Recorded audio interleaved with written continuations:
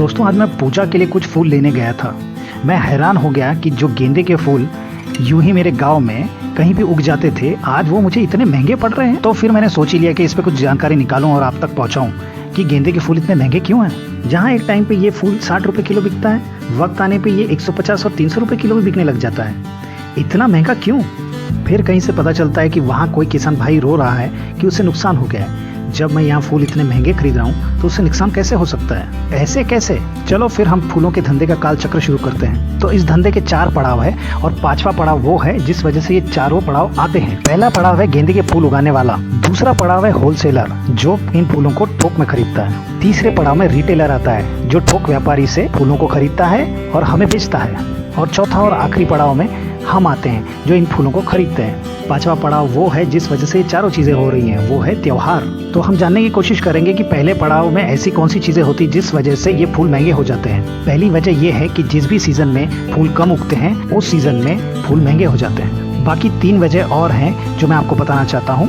पहला ये कि अगर फूलों के पौधों को उगाने के लिए जो बीज लगते हैं वो महंगे हो जाए या खाद अगर वो महंगा हो जाए तो फूलों की कीमत बढ़ सकती है। दूसरी वजह यह है कि खेत में काम करने वाला मजदूर अगर अपनी मजदूरी बढ़ा ले तो उस वजह से भी कीमतें बढ़ सकती हैं। पानी की किल्लत एक और एक वजह है जिस वजह से फूलों की कीमत बढ़ सकती है।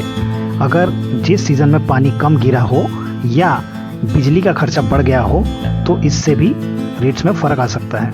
अब चलते हैं दूसरी पड़ाव की ओर, वो है होलसेलर यानी थोक व्यापारी। इस पड़ाव में फूलों की कीमत बढ़ने की वजह 3 है।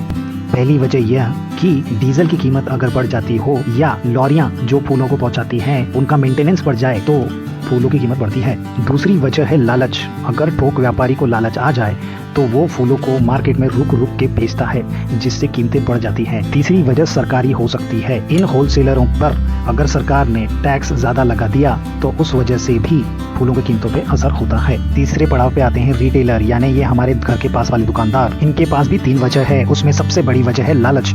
अगर रिटेलर के मन में लालच आ जाए तो वह भी फूलों को रुक रुक के बेचता है। किसी भी त्योहार के दिन सुबह के 3-4 घंटे सबसे ज्यादा महत्वपूर्ण होते हैं और उसी समय अगर इस फूल वाले ने रुक रुक के फूलों को बेचा तो कीमतों में फर्क दिखने लगता है। दूसरी वजह ऐसी है जो रिटेलर या दुकानदार हमको दे सकता है पर यह बात पचती नहीं है। अक्सर आपने अपने घर के पास में फूल बेचने वाले लोगों को देखा होगा। पक्के दुकानों में फूल नहीं बेचा करते हैं, या तो ये किसी चौराहे पे होते हैं जिनका ना इनको टैक्स देना होता है। 80% फूल वाले 5 बजे के पहले ही उठ जाते हैं तो बिजली का खर्चा भी नहीं होता है इन लोगों को, ना ही पानी भी उधार में कहीं से ले लेते हैं। तीसरा बहाना इनका होता है कि मजदूर ने मजदूरी ज्यादा मांग ली।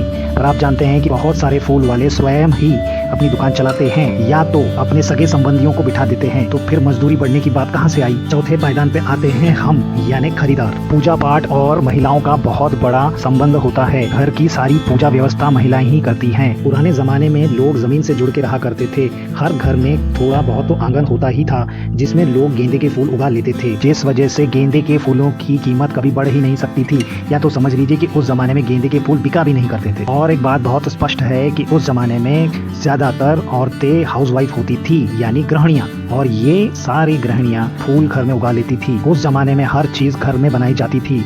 आज जो आप मिठाई की दुकान से मिठाइयाँ खरीदते हैं वो उस जमाने में आपकी माताएं खुद ही घर पे बना लेती थी। अब जमाना बदल चुका है। लोग आजकल फ्लैट्स में रहने लग गए हैं जहाँ पे जमीन से जुड़ने का सवाल ही पैदा नहीं होता।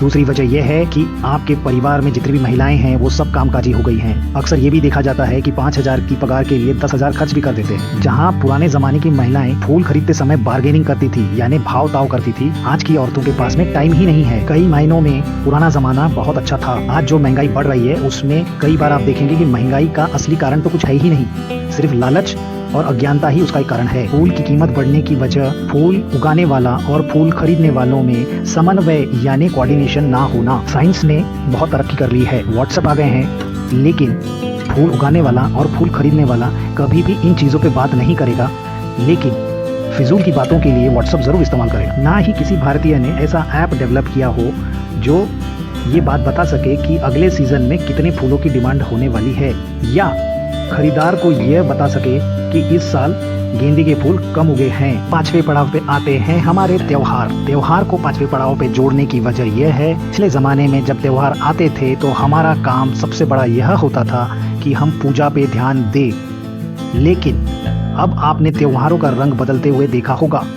पूजा कम नौटंकी ज्यादा, डीजे बजाना, रस्तों पे नाचना, भजन के बजाय फिल्मी गाने लगाना या तो फिल्मी गानों के धुन पे भजन गाना। आजकल त्योहारों को इतना बड़ा बना दिया गया है कि जहां एक पाव फूल में आपका त्योहार निपट जाता था, अब वही त्योहार 15-20 किलो फूल रास्ते पे फेंकने के बाद भी खत्म नहीं होता। इसके अलावा भी मैं एक बात आपके सामने रखना चाहता हूँ, वह यह है कि भारत देश 140 करोड़ लोगों का है, जहाँ भूखमरी भी बहुत बड़ा चिंता का विषय है। तो मैं ये कहना चाहता हूँ कि फूल क्यों चढ़ाना चाहिए? क्या हम फूल चढ़ाना बंद नहीं कर सकते? आप जानते हैं कि फूल की उम्र बहुत कम होती है। खेतों में उगने से लेकर पूजा के स्थान तक उन फूलों की कीमत रहती है। उसके बाद आप भी जानते हैं कि फूल कहाँ जाता है। अगर हम इन फूलों की जगह फलों को रख दें तो कितना अच्छा हो जाएगा। फलों को पूजा स्थान पर चढ़ाने के बाद कुछ घंटों में हम इन्हें गरीबों में बांट सकते हैं। इस तरह देश की भूखमरी दूर हो सकती है और जमीनों का सही तरह से उपयोग हो पाएगा। कुछ लोग यह बोलेंगे कि हम अपनी पुरानी प्रथाएं बदल नहीं सकते, तो उनको मुझे यह कहना है